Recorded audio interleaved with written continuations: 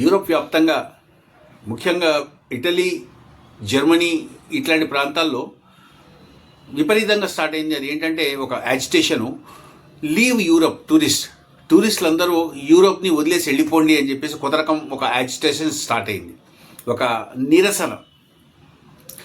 వాళ్ళు ఎంత భయంకరంగా అక్కడ వాళ్ళు ప్రస్తుతం అక్కడ లోకల్స్ ఎవరైతే ఉన్నారో వాళ్ళు అనుభవిస్తున్న ఒక ప్రెషర్ ఏదైతే ఉందో ఆ ప్రెషర్ని మనం అర్థం చేసుకోవడానికి కొంచెం కష్టపడాల్సి వస్తుంది నిజంగా.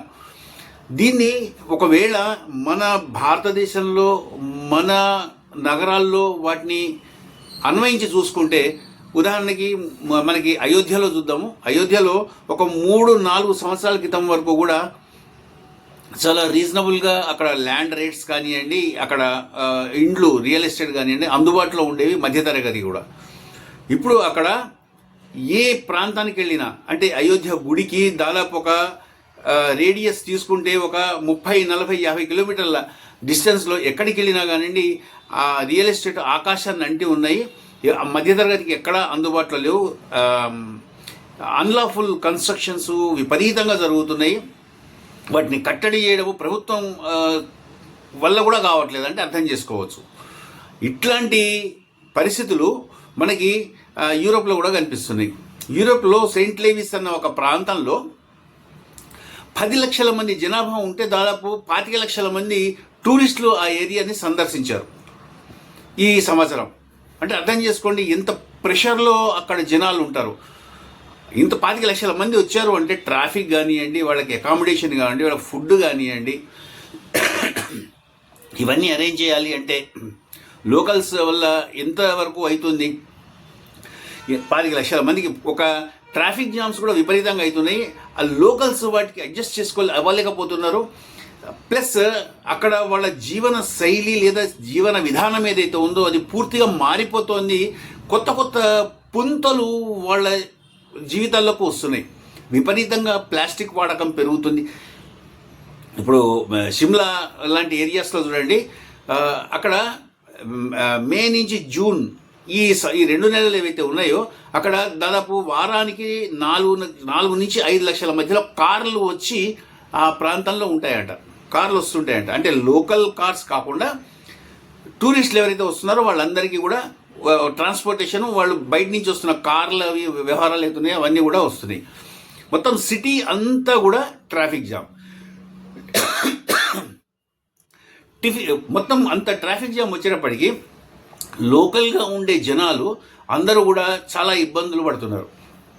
ఇది అయిపోయిన తర్వాత ఇంతమందికి మళ్ళీ అక్కడ అకామిడేషన్స్ ఏర్పాటు చేయాలి, అంటే లాడ్జింగ్ ఏర్పాటు చేయాలి, బోర్డింగ్, వాళ్ళకి భోజనము సదుపాయం అటువంటివి కూడా ఏర్పాటు చేయాలి.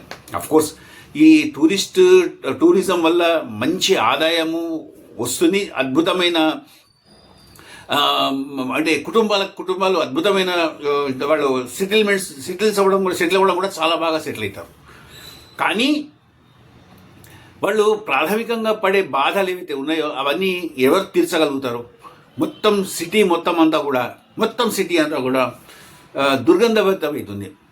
ప్లాస్టిక్, ఉమ్మివేతలు, తర్వాత వాళ్ళు రకరకాల వేరే పదార్థాలు వదిలిపెట్టడం, సిటీలో నడవడం, రావడం, పోవడం ఇవన్నీ చాలా గందగి, అంటే ఒక దుర్గంధాన్ని అక్కడ వాళ్ళు ప్రచారం ఇస్తూ ఉంటారనమాట.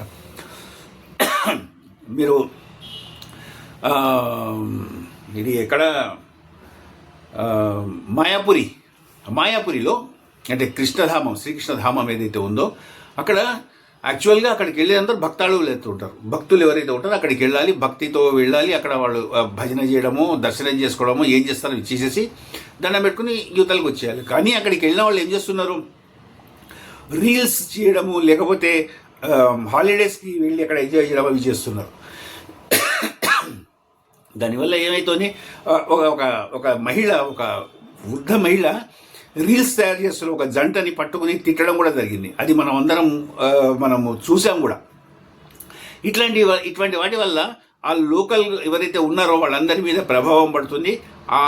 అక్కడున్న పవిత్రత, లేకపోతే అక్కడ ఏదైతే దేనికోసం అయితే నిర్మించారో ఆ పరమార్థం దెబ్బతినేసి వేరే రకమైన ఇవన్నీ వస్తుంటాయి. దానివల్ల ప్రస్తుతం యూరోప్ అంతా కూడా టూరిస్ట్ లీవ్ ఏదైతే ఉద్యమం నడుస్తుందో అది మెల్లమెల్లగా ఊపందుకుంటోంది. అఫ్ కోర్స్ వాళ్ళు ఏమీ బాధ పెట్టడం లేదు, జనాల మీద కలర్స్ స్ప్రే చేస్తున్నారు. అఫ్ కోర్స్ మన దగ్గర హోలీ అప్పుడు చేస్తూ ఉంటారు, అట్లాంటిదే చేస్తున్నారు. కానీ మనం ఇండియన్స్గా వెళ్ళిన వాళ్ళు అర్థం చేసుకోగలుగుతారు. కానీ వేరే వేరే దేశాల వాళ్ళకి కలర్స్ చల్లడం అది అవమానంగా ఫీల్ అవుతారు.